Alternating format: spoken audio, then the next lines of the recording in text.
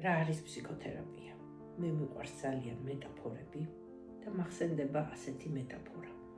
იაპონიაში არის ასეთი ტრადიცია, რომელსაც კინცუგი ქვია, როდესაც გატყდება რაიმე ან ლარნაკი ან თასი ან რაღაცა, მას აწებებენ ოქროს სითხით.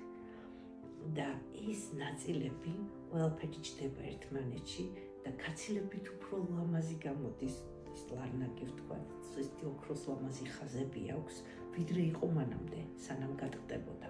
აი ჩემთვის ფსიქოთერაპიაც ეს არის, როდესაც ადამიანი მოდის გატეხილი, დაშლილი, მისი პიროვნული ნაწილები თითქოს დაიშალა, მისი პიროვნების ნაწილები, ჩვენ ვამთლიანებთ ფსიქოთერაპიის შედეგად და ის გაცილებით უფრო ლამაზი, გამთლიანებული ხდება ფსიქოთერაპიის პროცესის შემდეგ, ვიდრე იყო მანამდე.